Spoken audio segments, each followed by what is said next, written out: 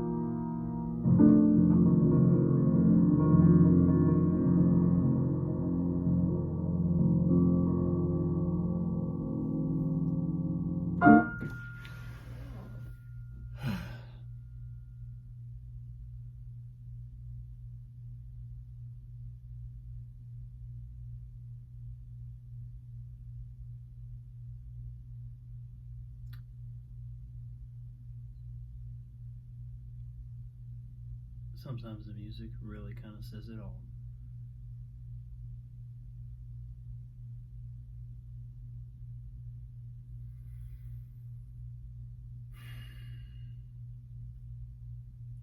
I had a couple deep conversations recently. Today. And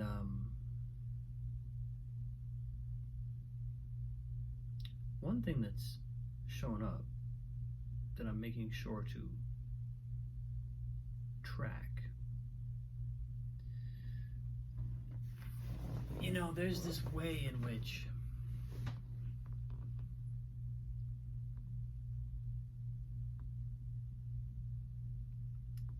when we're taking stock of life and maybe we're surveying our own life, maybe we're engaging in a conversation about life, or maybe we're creating a piece of work, a piece of art, some sort of expression that inherently involves reckoning with the nature of life. There's an element that shows up that I simply refer to as darkness. And it's one that we, as humans, I think, in some ways just naturally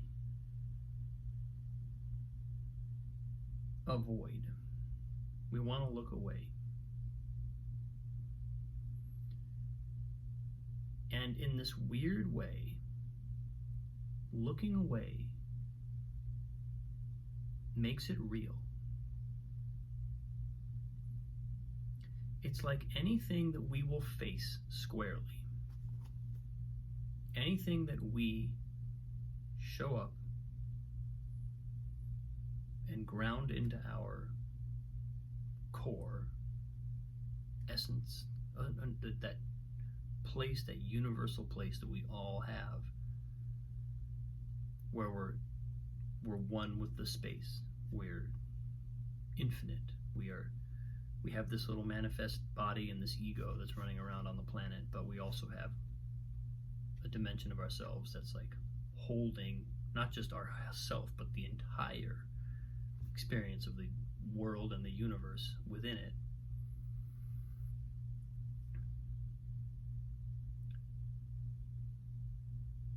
There are experiences that we naturally hold in that way, especially as we start to do inner work. And then there are experiences that it's like we want to look away. We can't quite face them. And when I say by looking away, we make them real, what I mean is anything that we won't face, we inherently place in our minds outside the context of that universal space. It's, of course, not actually outside the space. It just feels like it is. And we empower this darkness or these aspects that we don't want to look at because we won't face them. And as soon as we face them, not only does the context embrace them and reframe their meaning in a new way, but we also generally begin to see through that darkness. We begin to see what is actually light about that darkness. And it's generally a quick process. It doesn't take forever. It doesn't take a lifetime to do that. It takes a moment. But as long as we won't look, as long as we're looking, as long as there's this thing that it's like, to accept this feels too scary, so I'm going to pretend like it's just not there, or whatever it is,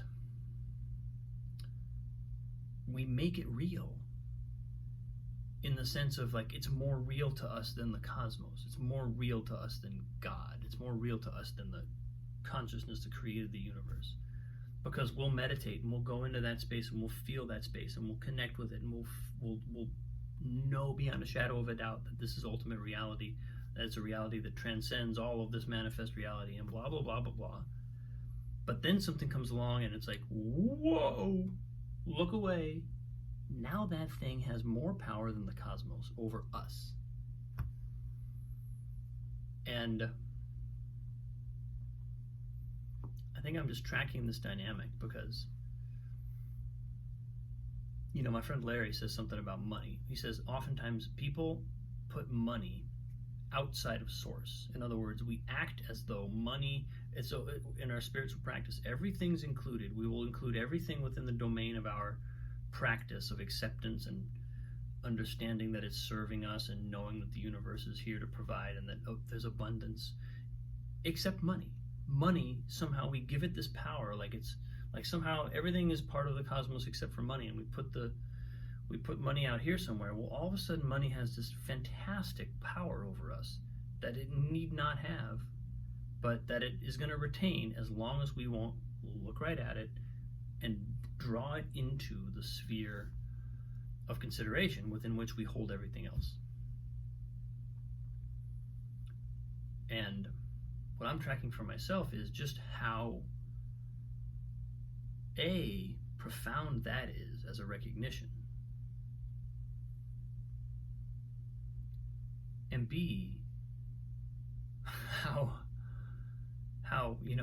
important it is, how sort of like, come on, let's do this. The feeling is of let's try and face some of that. Let's do our darndest to look it in the eye and see if we can hold it within the same space that we hold everything else, and thereby empower ourselves, take back our power over these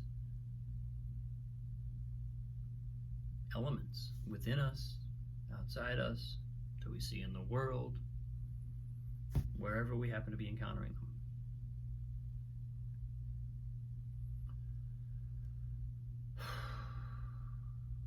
So yeah,